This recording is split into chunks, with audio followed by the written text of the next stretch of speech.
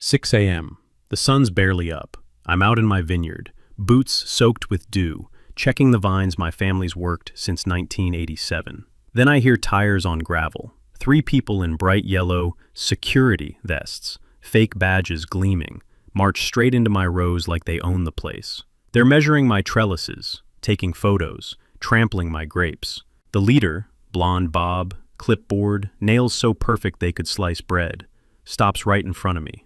"Sir, your property is negatively impacting community aesthetics. That's a $500 daily fine until compliance." I almost spit my coffee. "Community? Lady, I'm not in your HOA, never have been." She smirks, hands me an official-looking citation. "Vintners Ridge HOA now has jurisdiction over all adjacent properties. You have 72 hours. I smiled, pulled out my phone, and called the one person who actually wears a real badge. 10 minutes later, the sheriff's cruiser rolls in. Lights off, but presence loud. Keep watching to see these fake cops learn the hard way whose land this really is. Drop your state below if you've ever had an HOA Karen step foot on your property. Let me back up and tell you how we got here. I'm Marcus Brennan, 52 years old, third-generation owner of this 12-acre slice of heaven in Sonoma County. My grandfather planted these vines back when Reagan was governor, and my family's been making wine here ever since. Nothing fancy, just honest grapes, honest work, and a tasting room where the oak barrels smell like vanilla and the tourists smell like money. The property's got soul. Hand-built stone walls my grandfather laid himself, rough granite that'll tear your knuckles if you're not careful. A rustic farmhouse that creaks like an old ship, an organic certification I earned through 15 years of babying this soil like it was my firstborn. Every morning, mist rolls through these vine rows thick as cigarette smoke, and come harvest time, the sweet fermentation smell hits you so hard it's like getting punched by a fruit basket. I was comfortable, not rich, but comfortable. Then I dropped 30 grand on a new irrigation system last spring, which stretched my budget thinner than my patience for city folks complaining about farm smells. 5 years ago, some developer built Vintners Ridge Estate next door. 200 McMansions starting at $850,000, marketed as authentic wine country living. The irony was thicker than morning fog. These people wanted vineyard views without vineyard realities. Dust clouds during harvest, tractor engines coughing to life at dawn, seasonal workers beat up trucks lined up like a used car lot during picking season. Enter Delilah Worthington. Picture a corporate compliance officer who got drunk on HOA power and never sobered up. 48, blonde bob sharp enough to cut glass, manicured nails that clicked against her clipboard like tiny hammers. Always wore designer athleisure, the kind that costs more than most people's car payments, and drove a white BMW X5 so pristine it looked like it got detailed twice a week. Her enforcement squad was straight out of a bad comedy. Stuart Pembroke, retired insurance adjuster who found violations the way bloodhounds find bacon. Janet Clearwater, former teacher who treated HOA rules like the 10 Commandments. And Bobby Hutchins, poor Bobby, ex-mall security guard finally living his dream of wearing a badge again, even if he had to iron it onto a vest himself. When Sheriff Morrison's cruiser came crunching up my gravel driveway, I knew this was about to get interesting. Morrison's good people, the kind of cop who listens first, talks second, and only draws conclusions after he's heard both sides lie to his face. "Morning, folks. Someone called about a property dispute?" Delilah launched into her act, waving laminated certificates that looked like they came from the University of Google. "Officer, we represent Agricultural Compliance Authority, investigating serious violations of community standards." Morrison examined her paperwork like a jeweler studying a cubic zirconia. "Ma'am, what government agency issued these credentials?" "We're authorized by the Homeowners Association." "That's not what I asked." Morrison's voice carried the weight of someone who dealt with wannabe cops before. Bobby's yellow security vest was practically glowing in the morning sun, the kind you order online for $19.99 plus shipping. Morrison noticed. "Sir," he said to me, "you having problems with these folks?" "They claim I'm in their HOA. News to me, considering my family's been here since dirt was new." Morrison turned back to Delilah, and I swear the temperature dropped 5 degrees. "Ma'am, I see fake badges, made-up authority, and trespassing on private property. That's 3 strikes in my book. Delilah's smile could have cut diamonds. Of course, officer. Simple misunderstanding. We'll pursue this through proper legal channels. After the cruiser disappeared, I figured that was game over. But Delilah's parting shot should have been my wake-up call. Don't get too comfortable, Mr. Brennan. We know how to work within the system. The way she said system made it sound like a threat. Turns out Delilah didn't just know how to work within the system. She knew how to turn it into a weapon of mass bureaucracy. 2 days after the sheriff's visit, I'm out checking irrigation lines when my phone starts buzzing like an angry hornet's nest. County Code Enforcement. Mr. Brennan, we've received serious complaints about zoning violations. Before I could explain that I'd been legally farming here since before these bureaucrats discovered organic food, the phone rang again. State Labor Board, then EPA, then Fire Department. By noon, 12 different agencies wanted my head on a platter, all demanding documentation, photos, and site visits. What made this suspicious wasn't just the volume, it was the identical language. Every complaint used the exact same corporate buzzwords: potential environmental impact, inappropriate land use for residential area, safety concerns for nearby families. Someone had clearly been busy with a thesaurus and a serious grudge. The inspection parade started Monday morning. County Inspector Rodriguez showed up looking like he'd rather be getting a root canal. Mr. Brennan, gotta level with you. This is the weirdest complaint I've ever seen. Whoever filed it claims you're violating residential zoning codes. And?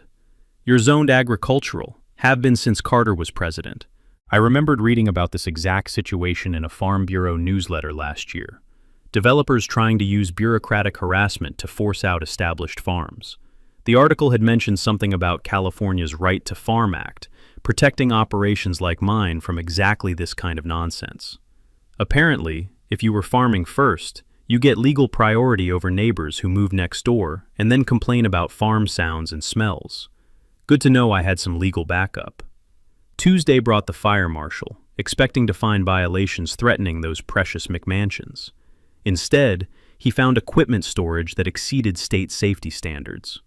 Your setup's cleaner than half the commercial operations I inspect, he said, pocketing a business card from my tasting room. You give tours? By Thursday, I'd lost 3 full workdays hosting government officials who kept reaching the same conclusion. Absolutely nothing wrong. Every agency filed clean reports. The EPA inspector practically wrote love letters about my organic certification. But here's where things got interesting. Rodriguez pulled me aside during his final visit, checking over his shoulder like he was about to leak state secrets. Marcus, someone's gunning for you hard. 15 years doing this job. Never seen complaints this perfectly coordinated. Same formatting, same legal buzzwords, hell, even the same typos. Typos? Whoever wrote these keeps spelling aesthetic as aesthetic, every single complaint. He handed me copies, and there it was. A paper trail leading straight back to the same ZIP code as Vintner's Ridge Estate. But the real kicker? These weren't even original complaints. Someone had downloaded template forms from the county website and filled them out Mad Lib style, swapping in my property details like they were ordering takeout. That evening, I started building my own paper trail. Time-stamped photos of every interaction, audio recordings when legal, copies of every official response. If Delilah wanted bureaucratic warfare, I'd make sure I had better ammunition than her spell-check challenged complaint templates. The psychological pressure campaign kicked into high gear. Every morning at 7 sharp, that pristine white BMW would cruise past my driveway, slow enough for me to notice, not slow enough to call it stalking. The engine purred like a well-fed cat, which somehow made it more irritating than if she'd been driving a diesel truck. Delilah launched her social media blitzkrieg on the Vintner's Ridge Facebook group, posting about agricultural nuisances threatening our property values. The response was so coordinated it looked like a bot farm. Stuart, Janet, and 2 neighbors I'd never met would comment within minutes, using language so identical they might as well have been copying from the same script. Completely unacceptable for a residential community. Property values at serious risk. Someone needs to contact the authorities. The authorities had already been contacted, thanks very much, and they'd found absolutely nothing. Time to lawyer up. Sarah Jules came recommended by the Farm Bureau, sharp as pruning shears and specialized in property rights. Her office smelled like old law books and fresh determination. "Textbook harassment," Jules said, reviewing my documentation. "The pattern's obvious, but proving coordination requires more evidence. Keep documenting everything." "How much more do you need?" 12 frivolous complaints in 1 week. "Enough to convince a judge this isn't concerned citizens exercising rights. We need malicious intent and coordination proof." Meanwhile, the smell of diesel exhaust from inspection vehicles became my new daily cologne. I'd hosted more government officials than a campaign fundraiser, and every single one left scratching their head about why they'd been called. Rodriguez's parting words echoed in my head. "Watch your six, Marcus. Whoever's orchestrating this circus isn't finished with the show." The evening mist was rolling in thick as cotton when I realized Delilah had just declared war. Too bad for her. Farmers know something about long campaigns. If bureaucratic warfare was round 1, Delilah's round 2 aimed straight for my wallet, and she wasn't playing around. 3 weeks after the inspection parade ended, my weekend tasting room sales nosedived harder than a tourist after too many wine samples. From averaging $800 on a good Saturday to barely scraping together $300. At first, I blamed the weather. Then I started finding the flyers. Someone was slapping professionally printed cards under windshield wipers in my parking area, the paper stock so glossy it practically blinded you. Concerned about noise and environmental violations? Learn the truth about Brennan Vineyard's impact on our community. Complete with a QR code linking to a website that made my operation sound like Chernobyl with grapevines. The review bombing hit like a coordinated airstrike. 15 one-star reviews appeared within 48 hours, all singing the same tune about excessive noise, unprofessional operations, and environmental disasters. The language was so identical they could have been written by the same person, which, let's be honest, they probably were. But Stuart Pembroke made the kind of mistake that would make a defense attorney weep with joy. Unlike the anonymous reviews, he used his real name and got specific enough to hang himself. Visited last weekend and was disturbed by 6:15 a.m. tractor noise on Tuesday morning, completely inappropriate for a residential area. I screenshot that beauty faster than a paparazzi at a celebrity meltdown. Stewart had just confessed to surveillance.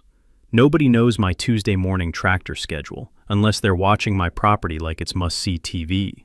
And 6:15 a.m.? That's the kind of precision that comes from sitting in a parked car with a stopwatch. The restaurant pressure campaign followed the same script. Jim from Rosemary's Bistro called sounding like someone was holding his dog hostage. "Marcus, we've been getting customer complaints about environmental problems at your vineyard." "Jim, you've bought my wine for 3 years. When exactly did I become an environmental hazard?" "I know this is bullshit, but we can't afford to lose customers. People are threatening boycotts." The Copper Kettle canceled that same week. Same story, same manufactured outrage from concerned customers who probably couldn't find my vineyard with GPS and a tour guide. That's when Bobby Hutchins made his dramatic entrance at Murphy's Diner. I was drowning my sorrows in coffee that tasted like it had been filtered through old socks when Bobby slumped onto the stool next to me. His wrinkled security vest made him look like a discount superhero having an identity crisis. "Marcus, we gotta talk. If this is about my improper diner posture, I'm not in the mood for citations." Bobby glanced around like he expected CIA agents to rappel through the windows. "This thing with Delilah, it's gone completely sideways." He pulled out his phone with hands shakier than a chihuahua in a thunderstorm and showed me text messages that made my blood pressure spike into stroke territory. Payment confirmations for $500 per enforcement visit. Detailed instructions on what violations to document. And the smoking gun, a message from Delilah saying, "Be creative with your interpretations. Find something actionable." Why show me this? Because I saw those security cameras going up, and I'm not doing 25 to life for Queen Karen's property value crusade. Bobby spilled everything.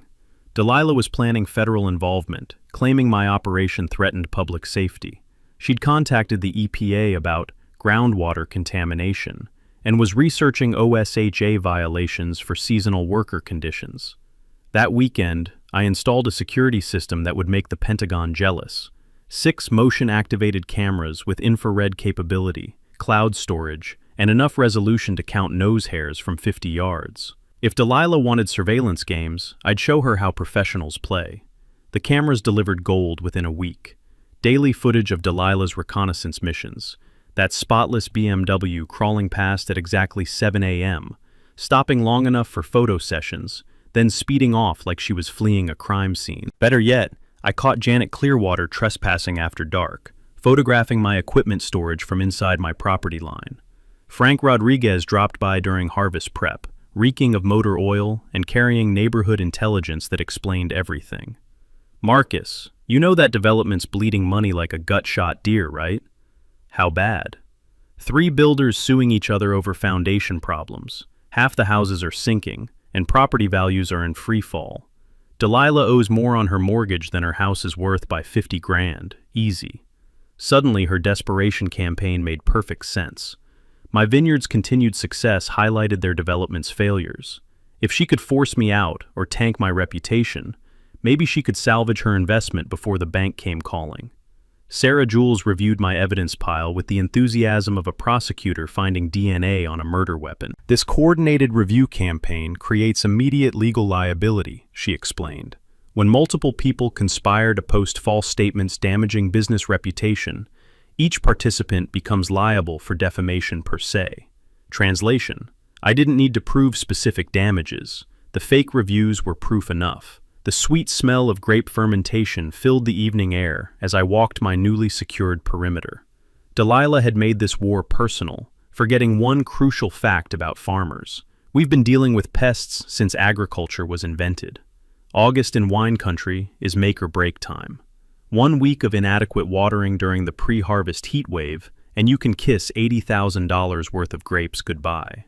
Delilah knew this, which is why she chose that exact moment to escalate from petty harassment to full-blown agricultural warfare. I discovered her handiwork at 6:30 a.m. on a Tuesday that started at 102 degrees and promised to get nastier. Walking out to check the irrigation system, I heard the sound that makes every farmer's blood run cold, the hiss of water escaping where it shouldn't be escaping. Someone had taken bolt cutters to my main irrigation line during the night. Clean cuts through half-inch PVC, placed for maximum damage. Water was gushing into the dirt, instead of reaching vines that were already stressed from the heat wave. In these conditions, my entire crop would be crispy critters within 48 hours. But here's where Delilah's amateur hour criminal career hit a wall. My new security system had captured everything in infrared glory that was clearer than my morning coffee. The footage read like a how-to manual for getting arrested. Figure in distinctive white jacket approaching the line at 2:47 a.m. Bolt cutters glinting like surgical instruments. Methodical destruction of irrigation infrastructure. And parked exactly 200 yards away on the public road. Positioned like a getaway vehicle in a heist movie. One spotless white BMW X5. License plate visible enough to read the owner's manual. I called my emergency plumber first, then Jules, then started the most expensive morning of my farming career.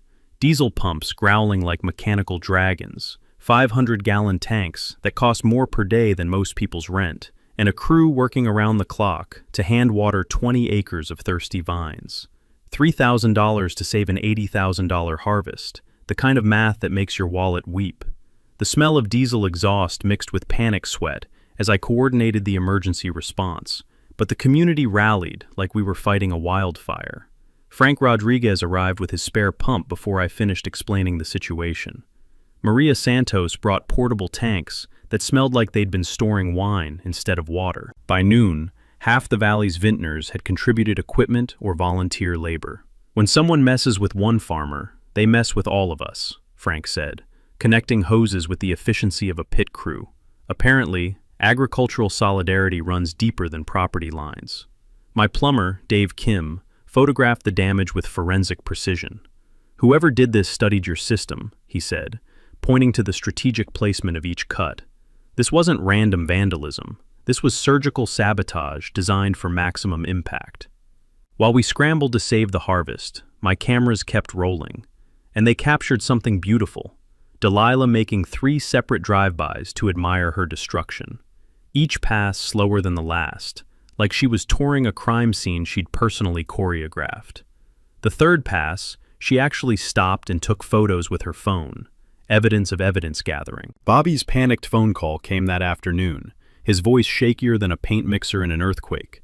"Marcus, she's lost it completely. Delilah's talking about getting federal agencies involved. EPA, OSHA, anyone who can shut you down permanently." "Federal? Over what?" "She doesn't care. Says she'll manufacture violations if she has to. Quote, I don't care what it takes. Find something that will destroy him permanently." Bobby met us at Jules's office the next morning, carrying a phone full of evidence that could have convicted Al Capone. Text messages detailing payment schedules, voice recordings of specific instructions for fabricating violations, and the crown jewel, crystal clear audio of Delilah saying, "Create whatever documentation you need. I want him financially ruined." Chen reviewed the recordings with the expression of a prosecutor who just won the lottery. "This elevates everything from civil harassment to criminal conspiracy," she explained. "Combined with video evidence of property destruction, we're looking at felony charges." Sheriff Morrison took the criminal complaint personally. Turns out he'd grown up on a farm and understood that attacking someone's irrigation during harvest season was like poisoning a water well. Property destruction, criminal harassment, conspiracy to defraud government agencies, he said, ticking off charges like items on a grocery list. She picked the wrong victim and documented every crime. But Delilah's panic response was pure gold. When she learned about the criminal complaint, she posted a desperate character assassination attempt on Facebook, claiming Bobby was an unreliable alcoholic seeking revenge over unpaid fees. Bobby's counterattack was swift and devastating. He uploaded every payment confirmation, every instruction message, every piece of coordination evidence. The post went viral in the local community within hours. Board member Patricia Williams commented publicly, "I never authorize payments to enforcement officers. Where exactly did this money come from?" The emergency HOA audit that followed revealed $8,000 in mysterious community improvement expenses, all connected to harassing non-members. Delilah had been treating association funds like her personal war chest. Local reporter Jamie Walsh ran a front-page story with security camera stills that looked like a crime documentary. Letters to the editor poured in supporting agricultural protection, many from people dealing with similar HOA harassment. Standing in my vineyard that evening, watching emergency pumps push life-giving water through temporary lines, I realized Delilah had made a critical miscalculation. She'd escalated from annoying neighbor to criminal defendant, and there's no going back from that ledge. Sometimes, the universe drops a hydrogen bomb right into your filing cabinet. I was knee-deep in paperwork for Jules's criminal case, organizing documents like I was preparing for tax season in hell, when I found a manila folder that hadn't seen daylight since Clinton was president. Inside was my grandfather's original 1987 property deed, yellow with age and written in the kind of legal language that makes normal people's eyes bleed. But buried in paragraph 7, subsection C, was a sentence that made me read it 3 times before the implications hit me like a runaway tractor. Agricultural easement protecting farming operations in perpetuity, with adjacent properties subordinate to established agricultural use. Holy shit! I hadn't just inherited land and vines. I'd inherited a legal nuclear weapon. Chen's office the next morning smelled like fresh coffee and impending victory. When I slapped that deed on her desk, her expression shifted from professional interest to predatory glee in about 2 seconds. "Marcus, this isn't just game over. This is Delilah stepping on a landmine she planted herself. Break it down for me. This easement doesn't just protect your farming. It legally requires any residential development to shut up and deal with normal agricultural activities. Noise, dust, equipment, seasonal workers, everything." Chen pulled up the HOA's governing documents, faster than a card shark dealing blackjack. There it was in subsection 12, clear as mountain air. Formal acknowledgement of the agricultural easement affecting all adjacent properties. "She knew," Jules said, highlighting the passage with the enthusiasm of a prosecutor finding DNA evidence. "As HOA president, she's legally required to understand these governing documents. Plus, title reports during development would have disclosed this easement to every single buyer." The beautiful irony was suffocating. Delilah hadn't just been harassing me. She'd been willfully violating federally protected agricultural rights, while knowing she had zero legal authority. Every fake citation, every fraudulent complaint, every act of sabotage was done with full knowledge that she was breaking the law. But wait, it gets better. Chen contacted the title insurance company that had handled the development's property coverage, and their lawyer's voice went up 3 octaves when she explained the situation. Apparently, they'd royally screwed up by not clearly explaining the easement's implications to buyers. 200 homeowners bought houses thinking they could control your farming operation, Jules said after hanging up. If the title company failed to disclose that agriculture gets legal priority over residential complaints, they're looking at class action lawsuit territory. The insurance company's panic call came within hours. $75,000 for quiet resolution. Take it or leave it. Please don't make this public. They're hemorrhaging, Jules explained. If this story breaks, every homeowner in that development could sue for fraudulent concealment of material information. But I wasn't interested in hush money. This was bigger than my vineyard. It was about every farmer dealing with suburban Karen syndrome. A secret settlement would leave the next agricultural operation defenseless. Chen's investigation revealed Delilah's greatest hits collection. Dave Kellerman, $3,000 to end livestock violations. Rita Santos, $2,500 for commercial vehicle violations. Total extortion haul, $15,000 from non-HOA members over 2 years. She's not running an HOA, Jules said, arranging evidence like a war room general. She's running a protection racket. Delilah's financial desperation painted the complete picture. Underwater mortgage, maxed credit cards, and, this was rich, $35,000 lost in a pyramid scheme wine distribution company. She'd been trying to destroy my legitimate wine business while her fake one collapsed. The title company kept calling with increasingly desperate settlement offers, but Jules advised patience. Their exposure is catastrophic. We're not just talking about your case, we're talking about potential fraud claims from 200 families. Last year, I'd read about a similar case in Napa where agricultural easements had completely nullified HOA authority. The farm had won protection from all complaints and recovered significant damages for business interference. When agriculture has legal priority, it really has priority. Noise ordinances, aesthetic rules, even zoning restrictions become suggestions. Greetings on my porch that evening, watching sunset light turn my rescued vines into gold. I realized Delilah had made the classic villain mistake. She'd brought a knife to a nuclear war. With a legal nuclear weapon in my back pocket, it was time to assemble an army. Turns out I wasn't the only farmer who'd been paying tribute to Queen Delilah's protection racket. Dave Kellerman answered his phone like he'd been waiting for this call since the Carter administration. Marcus, please tell me you're calling about that psychotic HOA dictator. Lucky guess? Rita Santos called an hour ago saying some hotshot attorney wanted to talk to all 3 of us about Delilah. About damn time someone fought back instead of just paying her extortion fees. We met at Jules's office the next morning. Me, Dave, and Rita, looking like survivors of the same natural disaster. The air conditioner wheezed like an asthmatic chain smoker, but nobody cared because we were finally comparing war stories with people who'd lived through the same nightmare. Dave's story was a carbon copy of mine, with different livestock. Delilah's fake enforcement circus had rolled up to his 5-acre horse rescue, claiming 3 elderly horses violated residential zoning standards. Same yellow vests, same laminated badges, same escalating threats until he paid $3,000 in compliance fees to make them vanish.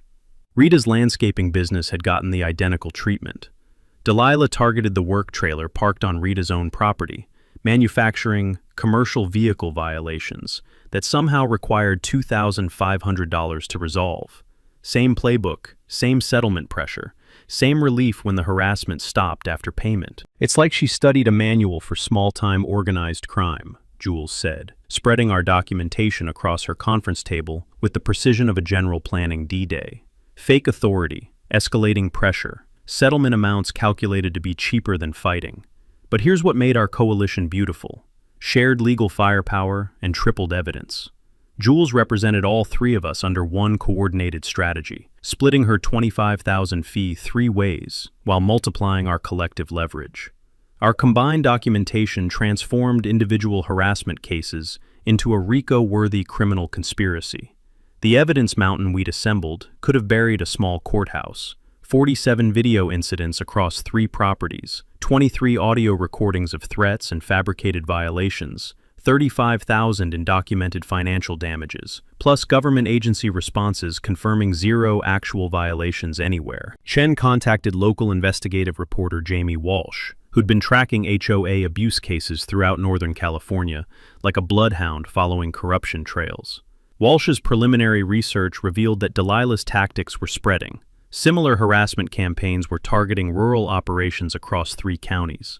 This isn't about property disputes, Walsh explained during our strategy meeting. This is about whether suburban homeowner associations can terrorize rural operations into submission through bureaucratic warfare. Your case could establish precedent protecting agriculture statewide. Community support emerged faster than weeds after rain. Farm Bureau President Garcia offered organizational backing and statewide media contacts. The Vintners Association collected 30 signatures supporting agricultural protection rights. County Supervisor Williams privately encouraged our legal challenge, calling it exactly the precedent rural communities need. Chen educated us about the legal framework we'd accidentally stumbled into, like farmers finding oil while digging wells. California's Right to Farm Act was designed for exactly our situation, protecting established agricultural operations from complaints by people who moved next door and then decided farming was inconvenient. The principle was elegantly simple. First in time, first in right, meaning agriculture gets legal priority over residential comfort. Your grandfather's easement amplifies this protection exponentially, Jules explained, pointing to highlighted sections of agricultural law. Most right-to-farm cases require proving agricultural precedents through historical evidence. Your easement explicitly establishes that precedents in recorded documents every buyer had to acknowledge. The financial analysis was encouraging enough to make an accountant smile. Legal costs for complete resolution, $25,000 split 3 ways, roughly $8,000 each. Potential recovery from damages, extorted payments, and punitive awards, over $100,000 combined. Beyond money, public victory would deter future harassment campaigns against every rural property owner in the region. The title insurance company's panic created additional leverage. Their failure to properly disclose agricultural restrictions to 200 homeowners meant massive class action liability exposure. Company lawyers called Jules daily with increasingly desperate settlement offers, terrified of publicity that could trigger lawsuits from every homeowner who'd been misled about agricultural rights.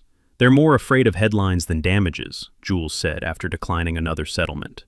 Once this story breaks, every buyer in that development will realize they were sold false bills of goods about controlling agricultural operations. We formalized an agricultural protection coalition with 47 founding members, creating early warning systems for harassment campaigns, shared legal resources, and political influence supporting farm-friendly policies. The group would function like a rural neighborhood watch, except instead of reporting suspicious activity, we'd be reporting suspicious HOA presidents. Chen's office walls looked like a crime investigation unit. Timeline charts, evidence photographs, legal precedent research covering every surface. Her coffee still tasted like someone had filtered it through compost, but nobody complained because our legal strategy was brewing to perfection. The practical preparation was thorough as harvest planning. Enhanced security protocols, communication systems routing all HOA contact through legal channels, and financial protections ensuring damage awards stayed safe from retaliation attempts. Delilah picked the wrong farmers, Dave said during our final coordination meeting. She thought rural folks would roll over like scared dogs. Rita's smile was sharper than pruning shears. She forgot that farmers fight droughts, floods, diseases, and government bureaucracy for breakfast. One delusional HOA president isn't exactly an extinction-level threat. Desperation makes people stupid, and Delilah was about to earn a PhD in catastrophically poor decision-making. When she learned about our criminal complaint and agricultural coalition, she made the kind of choice that gives defense attorneys stress ulcers. She decided to buy herself a government official. County Inspector Rodriguez called me Tuesday morning, his voice carrying the particular disgust reserved for people who've just been personally insulted by rank amateurs. "Marcus, you're not going to believe what just happened." Delilah Worthington walked into my office and offered me $2,000 cash to find violations on your property. "She actually tried to bribe you?" pulled out an envelope stuffed with hundreds, right there on my desk. Said, maybe I hadn't looked hard enough the first time, and financial incentive might help me be more thorough. Rodriguez's laugh was drier than August dust. Lady must think I got this job from a cereal box. Rodriguez had done what any honest public servant would do, reported the attempted bribery to Sheriff Morrison and county ethics within the hour. Better yet, when Delilah insisted on a follow-up meeting to clarify the arrangement, he'd agreed to wear a wire. The recording Jules played for me the next day was so incriminating, it practically prosecuted itself. Delilah's voice, clear as church bells. I don't care what regulations you have to interpret creatively. Environmental violations, safety issues, zoning problems, find something actionable. There's another 1,000 if you can shut him down permanently. Ma'am, I can't manufacture violations that don't exist. I'm not asking you to manufacture anything. I'm asking you to be more flexible in your professional judgment. The woman had just attempted to corrupt a government official while being recorded by law enforcement. Stephen Hawking couldn't have calculated the mathematical impossibility of making a worse decision. But wait, there's more. While Rodriguez was documenting her corruption attempts, Delilah launched a scorched earth environmental smear campaign. Called state representatives claiming my organic vineyard was poisoning residential water supplies. Contacted EPA about fictional groundwater contamination. Even dragged OSHA into her fantasy, alleging dangerous worker conditions. The state environmental inspector who arrived looked like someone had forced him to investigate claims that gravity was optional. Mr. Brennan, I have to follow up on these allegations, but whoever filed this complaint couldn't identify pesticide if it bit them. Your organic certification is cleaner than most people's kitchens. Comprehensive soil and water testing confirmed what everyone already knew. My operation was environmentally spotless. The EPA inspector actually requested documentation to use as a model for sustainable agriculture practices. Then came the plot twist that made this whole circus worth the price of admission. The title insurance company's legal department, watching our case gain momentum like a Category 5 hurricane, made a panic-driven intervention. Emergency phone call to Jules. $75,000 immediate settlement. Take it or leave it. Please don't obliterate our corporate reputation in open court. I studied Jules across her desk, which looked like the evidence room from a major federal investigation. They're that scared? Terrified beyond rational thought. If this goes public, every homeowner in that development learns they were systematically defrauded about agricultural restrictions. We're talking class action lawsuits that could bankrupt their entire regional operation. The decision was easier than I'd expected. Taking hush money would solve my problems, while abandoning every other rural property owner to the next power-drunk HOA president. This fight was bigger than my vineyard. It was about whether suburban developments could terrorize agricultural operations into submission. Chen's private investigator had been painting Delilah's complete financial portrait, and it was uglier than a drought-stressed vine. $50,000 in credit card debt, 4 months behind on mortgage payments, and the beautiful irony, $35,000 lost in a multi-level marketing wine distribution scheme that had collapsed faster than a house of cards in a tornado. She's been trying to destroy your successful wine business while her fraudulent one imploded, Jules explained. Classic psychological projection of personal failure onto competent competitors. Sheriff Morrison's Wednesday call made my entire week. Marcus, we're arresting Delilah this afternoon. Attempted bribery, criminal harassment, property damage, fraud, conspiracy to corrupt government processes. She's graduated from neighborhood nuisance to federal criminal. The perp walk footage that evening was better than pay-per-view entertainment. Delilah being escorted to the squad car in handcuffs, still wearing her HOA president badge, like it provided sovereign immunity.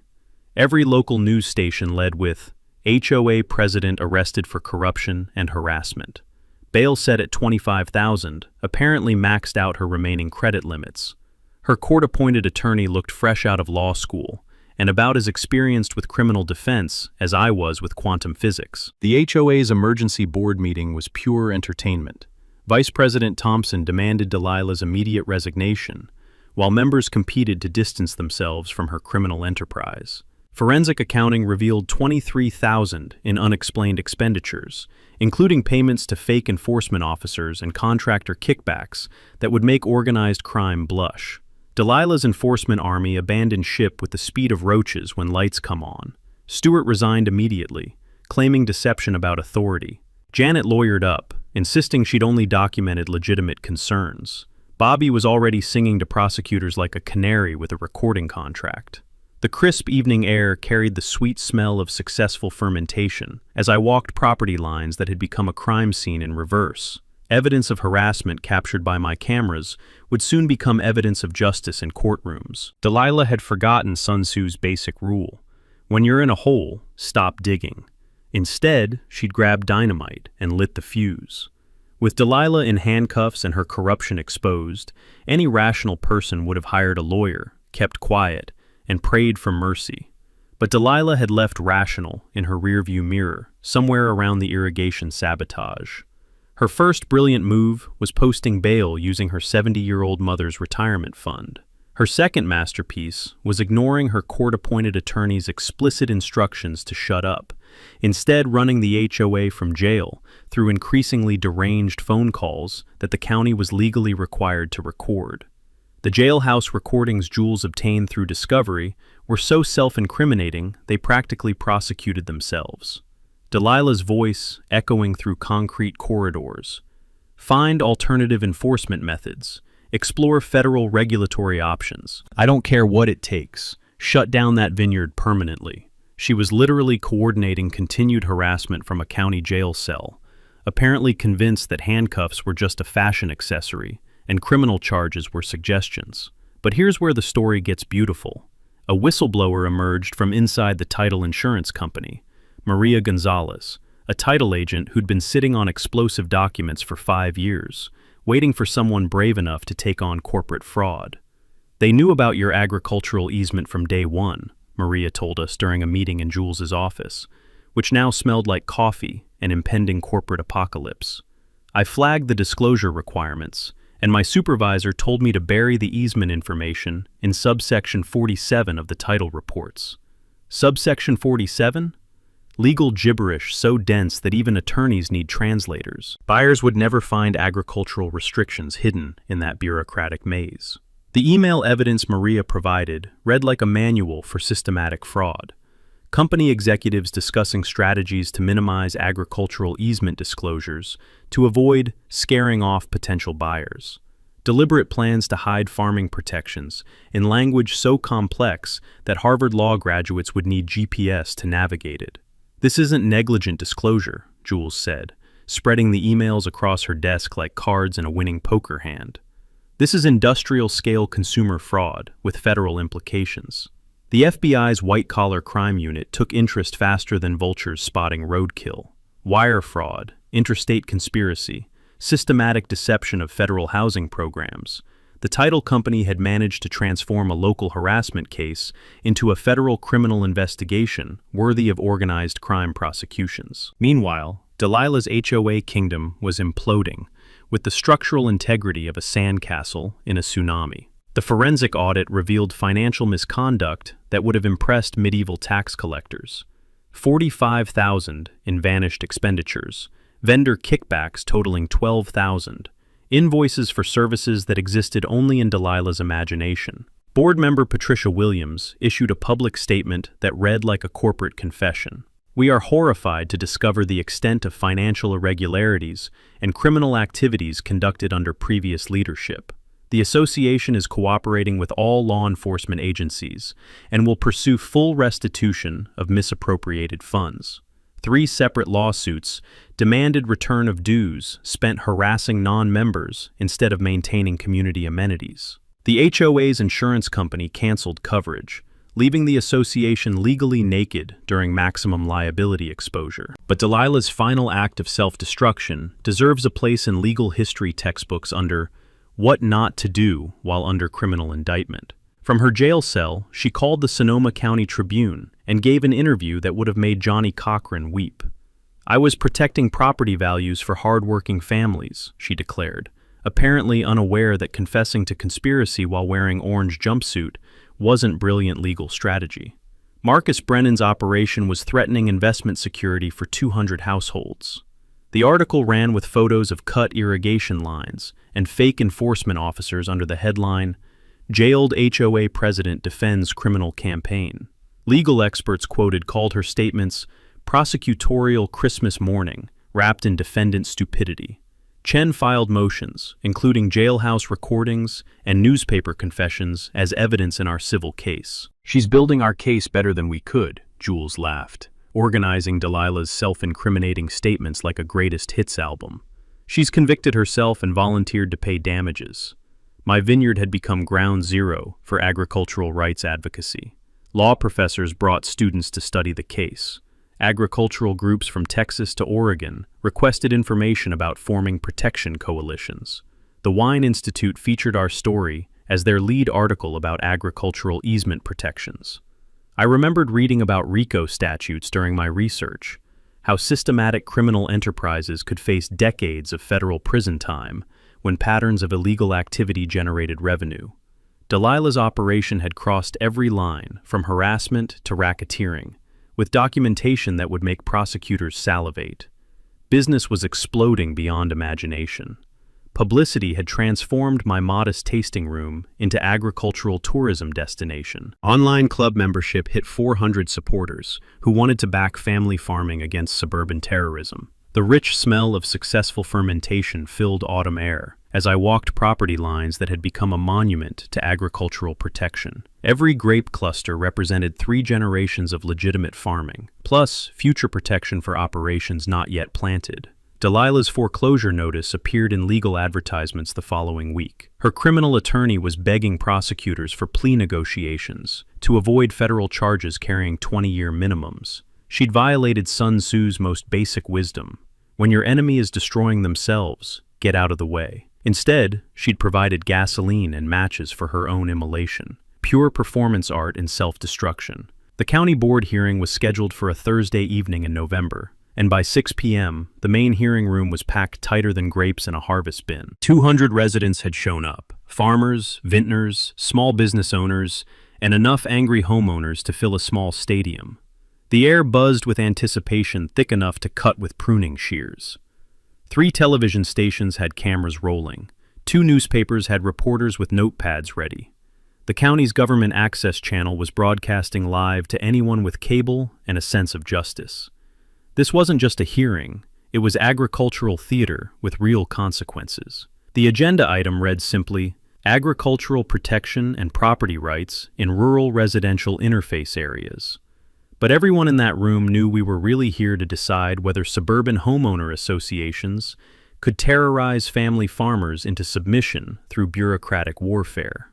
I'd spent 2 weeks preparing a presentation that could have convinced a jury of grapevines to convict themselves. Professional slides showing the harassment timeline, security camera footage edited into a greatest hits collection, financial damage charts that made my losses look like war reparations, and legal analysis explaining why agricultural easements exist in the first place. But the real drama started when I began playing the evidence. The room went dead silent during the sabotage footage. Infrared video of someone cutting irrigation lines while a BMW waited in the shadows. Audible gasps echoed off the marble walls when I showed fake enforcement officers trespassing on private property, measuring equipment like they were collecting evidence for an international tribunal. This harassment campaign has cost my family $35,000 in damages, legal fees, and emergency equipment, I told the packed room. But the real cost is to every rural property owner who might face similar attacks from people who think suburban comfort trumps agricultural rights. The audience reaction was immediate and visceral. Farmers nodding grimly, business owners shaking their heads in disgust. Even some Vintners Ridge residents looked embarrassed by their former HOA president's criminal behavior. County Supervisor Williams, who'd been privately encouraging our case for months, asked the question everyone wanted answered. "Mr. Brennan, what would prevent similar harassment campaigns against other agricultural operations?" Legal precedent, clear county policy, and criminal prosecution of anyone who thinks fake badges give them real authority. That's when Bobby Hutchins took the podium as our star witness, wearing a cheap suit that made him look like he was attending his own funeral. His voice shook like autumn leaves, but his testimony was rock solid.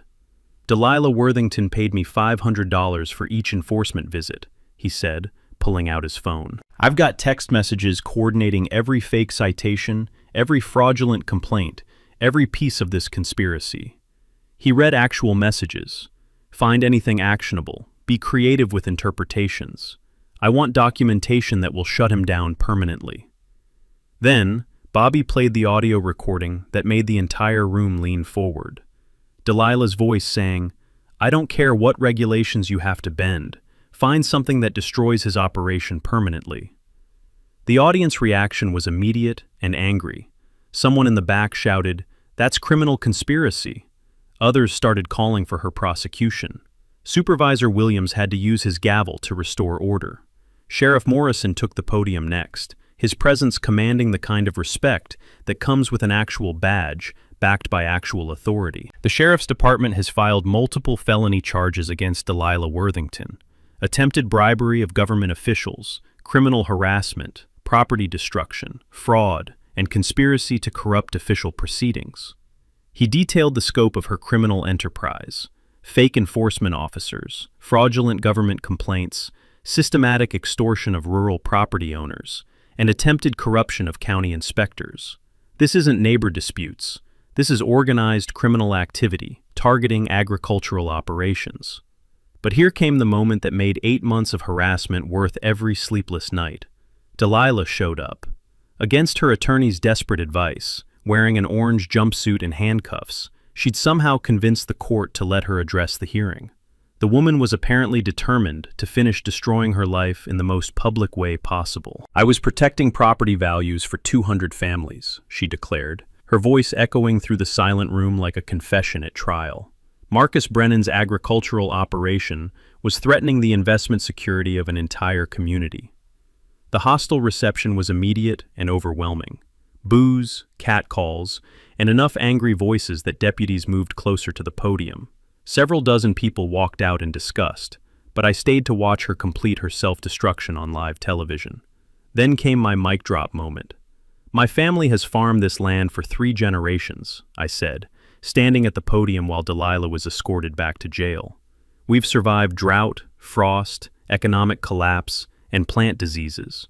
But we've never faced anything as destructive as a bored HOA president with too much time and other people's money. Today's decision affects every rural property owner in this county. We're either a community that protects agricultural heritage, or we're a place where corporate-style harassment drives out family farmers. Whatever happens here tonight, this vineyard will keep producing wine, providing jobs, and preserving agricultural land for future generations." The thunderous applause lasted 3 minutes. Supervisor Williams called for the vote. Unanimous approval of the Agricultural Protection Ordinance, plus referral to the district attorney for review of all similar harassment complaints filed countywide in the past 5 years. 2 weeks after that county board meeting, everything fell into place like dominoes designed by Karma herself. The HOA settlement came through first, $85,000 covering my legal fees, lost business, emergency equipment costs, and a nice chunk for the stress they'd put me through. Delilah took a plea deal that was pure poetry: guilty to misdemeanor harassment, $5,000 in fines, 120 hours of community service picking up trash along county roads. There's something beautifully ironic about making her clean up other people's messes after spending months creating her own. Dave and Rita got their extorted money back too, plus interest calculated from the day they'd been forced to pay. The HOA's new leadership, decent people who actually read governing documents instead of treating them like suggestions, rewrote their rules to explicitly acknowledge agricultural easement protections. Amazing how reasonable people can solve problems when you remove the power-drunk narcissist from the equation. But here's what made everything worthwhile. I used that settlement money to create something bigger than revenge. Partnered with the county extension office to build the farm-to-table education center right here on the property. Now, we host high school students learning sustainable agriculture, run summer internships for kids who want to work the land, and operate year-round programs connecting urban students with rural heritage. Last month, 30 teenagers from San Francisco spent a week learning to prune vines, test soil, and understand where food actually comes from. One kid told me it was the first time he'd ever seen agriculture that wasn't in a documentary. Another asked if she could come back next summer to learn winemaking.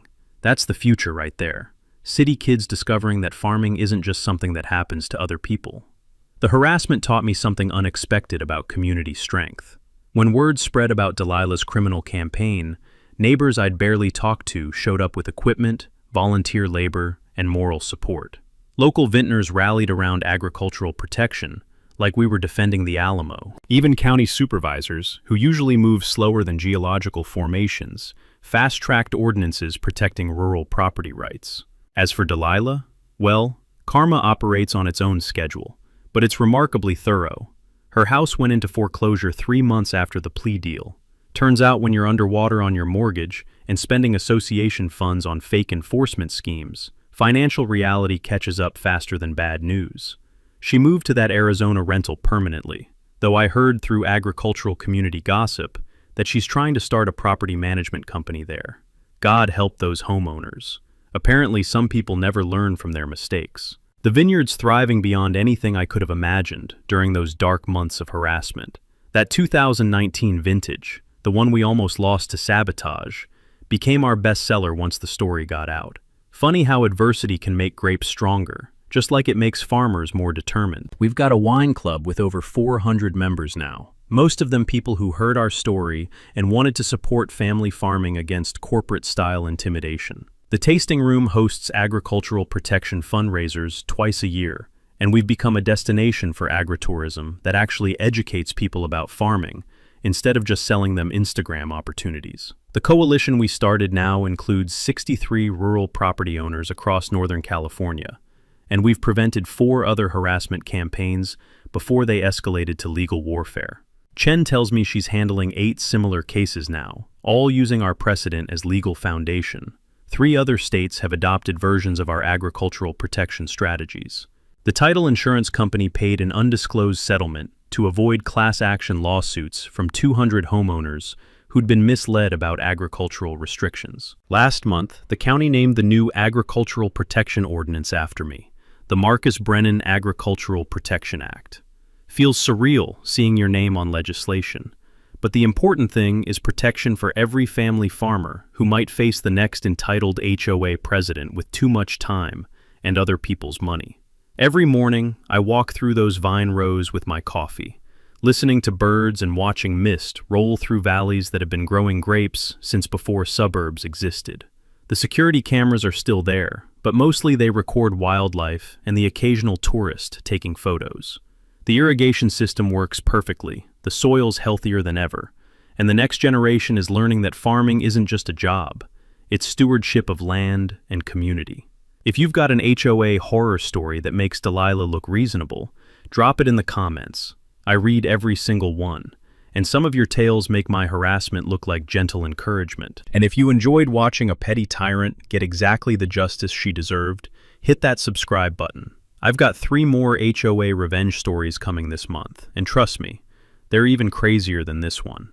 The land endures, family legacies endure, and sometimes, when you're really lucky, justice tastes as sweet as perfectly aged Cabernet Sauvignon. Thanks for hanging out with us on HOA Stories, where the HOA Karens meet their match.